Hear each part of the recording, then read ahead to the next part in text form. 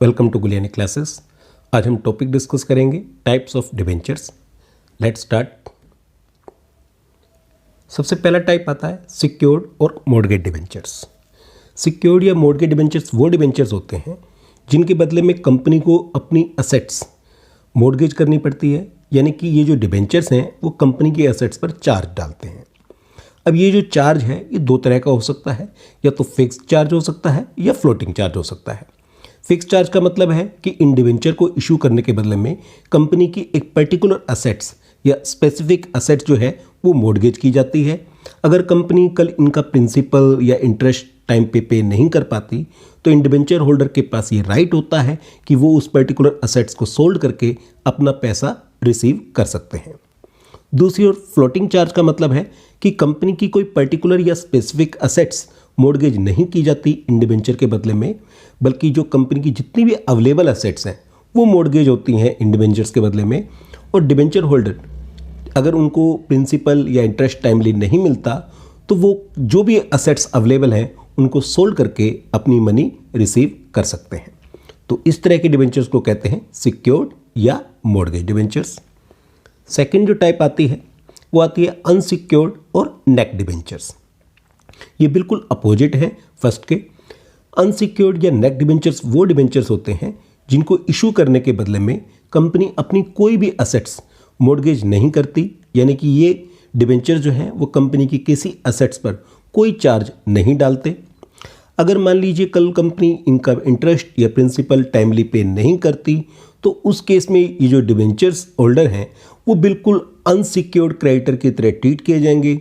जितना amount unsecured creditors को मिलेगा लगभग उसी प्रोपोर्शनेट में जो है इन अनसिक्योर्ड या नेक डिबेंचर होल्डर्स को मिलेगा। थर्ड जो टाइप आती है वो आती है रजिस्टर्ड डिबेंचर्स। रजिस्टर्ड डिबेंचर्स वो डिबेंचर्स होते हैं जिनके लिए कंपनी क्या करती है कि अपने डिबेंचर होल्डर का नेम एंड एड्रेस नोट करती है, और इसके लिए कंपनी क्या करती है एक अलग से register of debenture holders maintain करती है, जिसमें कंपनी जो है उनके नेम और एड्रेस नोट करके रखती है। इन केस जब ये डिबेंचर सोल्ड आउट किए जाते हैं, यानी कि बाय और सेल किए जाते हैं, तो उस केस में जो है एक ट्रांसफ़र डीड यूज़ की जाती है।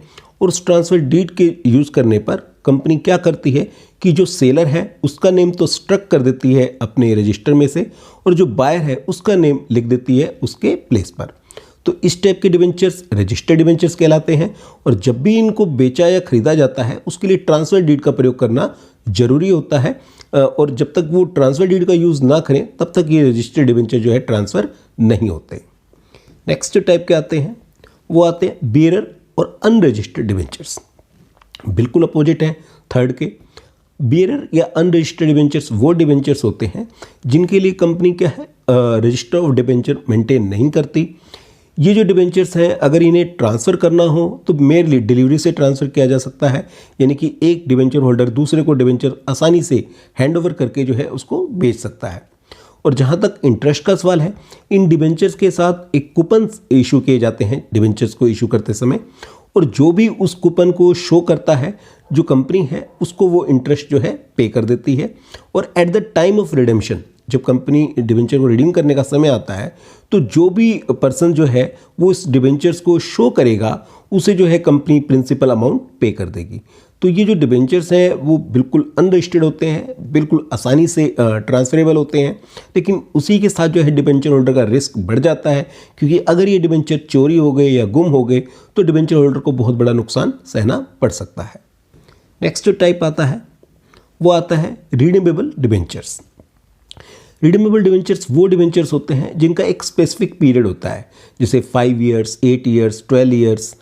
उस पर्टिकुलर पीरियड के समाप्त होने पर जो है कंपनी उनका जो प्रिंसिपल अमाउंट है वो वापस कर देती है, यानी कि वो डिबेंचर जो है रिडीम हो जाते हैं। ऐसे डिबेंचर जो हैं क्योंकि एक पर्टिकुलर पीरियड के लिए इशू किए जाते हैं तो कंपनी के लिए फ़ायदा है कि कंपनी को जब चाहे उन्हें लगे कि उन्हें ज़्यादा पैसे की जरूरत नहीं है वो इन डिबेंचर को रिडीम करके अपना पैसा वसूल सकती हैं। और ये मैक्सिमम जो पीरियड है वो 20 ईयर्स का होता है, यानी कि जो रिडीमेबल डिबेंचर्स है वो मैक्सिमम 20 ईयर्स के लिए इशू किए जा सकते हैं। नेक्स्ट टाइप आती है that is E redeemable debentures. E redeemable debentures वो होते हैं जिनका कोई रिडम्पशन पीरियड नहीं होता, इनकी कोई स्पेसिफिक पीरियड नहीं होता। कंपनी को क्या है कि इस पैसे को पूरी लाइफ टाइम यूज़ कर सकती है, लंबे टाइम के लिए यूज़ कर सकती है। तो इसका बेनिफिट ये होता है कि कंपनी ऐसे अमाउंट्स को लॉन्ग टर्म प्रोजेक्ट्स में इन्वेस्ट कर सकती है। लेकिन यहाँ पर एक बात ध्यान देने योग्य है कि अगर कंपनी चाहे तो इन ई रिडीमेबल डिबेंचर्स को कभी भी पेमेंट करके रिडीम कर सकती है, लेकिन डिबेंचर होल्डर के पास ये राइट नहीं है कि वो जो है कंपनी के लाइफ टाइम में या लिक्विडेशन से पहले अपने अमाउंट को रिकॉल कर सके। यानी कि कंपनी चाहे तो वो रिडीम कर सकती है, लेकिन डिबेंचर होल्डर चाहे तो वो रिडम्पशन के लिए जो है रिक्वेस्ट नहीं कर सकते।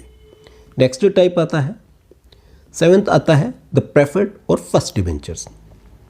प्रेफर्ड और फर्स्ट डिबेंचर वो डिबेंचर्स होते हैं कि अगर किसी केस में कंपनी लिक्विडेट होती है, इनकी कंपनी वाइंड अप होती है, तो उस केस में सबसे पहले जो पैसा है वो प्रेफर्ड या फर्स्ट डिबेंचर होल्डर को दिया जाएगा, उसके बाद ही किसी और को दिया जाएगा। नेक्स्ट जो टाइप आती है दैट इज ऑर्डिनरी और सेकंड डिबेंचर्स। इनकी बिल्कुल अपोजिट 7th का, ये बिल्कुल ऑर्डिनरी डिबेंचर्स हैं, सेकंड डिबेंचर्स हैं। यानी कि जब कंपनी वाइंड अप होगी तो सबसे पहले फर्स्ट डिबेंचर या प्रेफर्ड डिबेंचर होल्डर को पैसा दिया जाएगा और उसके बाद जो पैसा बचेगा तभी जो है ऑर्डिनरी या सेकंड डिबेंचर होल्डर को दिया जाएगा। नेक्स्ट जो टाइप आती है वो आती है कन्वर्टेबल डिबेंचर्स।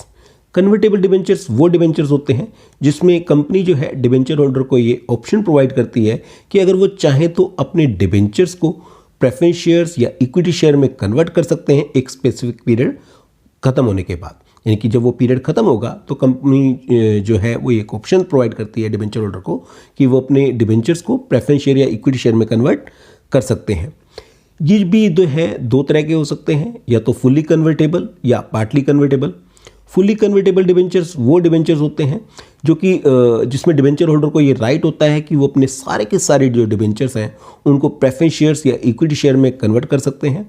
दूसरी ओर पार्टली कन्वर्टेबल डिबेंचर्स वो होते हैं जिसमें डिबेंचर होल्डर अपनी होल्डिंग का कुछ प्रपोर्शन यानी कि 30% या 50% जो भी टर्म्स एंड कंडीशंस में दिया गया है उतना ही प्रपोर्शन जो है वो कन्वर्ट करवा सकते हैं प्रेफरेंस शेयर या इक्विटी शेयर में, और जो अनकन्वर्टेबल पार्ट है वो रिडीम किया जाएगा कंपनी के द्वारा जब भी उसका रिडम्पशन पीरियड कंप्लीट होगा।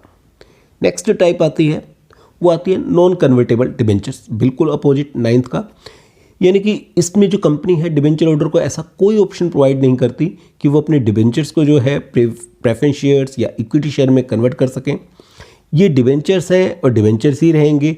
जब भी इनका रिडम्पशन पीरियड आएगा कंपनी जो है इनका प्रिंसिपल अमाउंट पे कर देगी। तो ये कुछ डिफरेंट टाइप्स के डिबेंचर्स हैं जो आज हमने डिस्कस किए। दोस्तों, इस सब्सक्रिप्शन बटन को दबा के इस चैनल को सब्सक्राइब करना मत भूलिएगा। अगर आपने हमारा प्रीवियस वीडियो लेक्चर नहीं देखा है तो इस लिंक को क्लिक करके आप हमारा प्रीवियस वीडियो लेक्चर देख सकते हैं। साथ ही आप हमारे प्लेलिस्ट लिंक को क्लिक करके अब तक के हमारे सारे वीडियो लेक्चर देख सकते हैं। तो मिलते हैं दोस्तों एक नए वीडियो लेक्चर के साथ बहुत जल्दी। Thank you.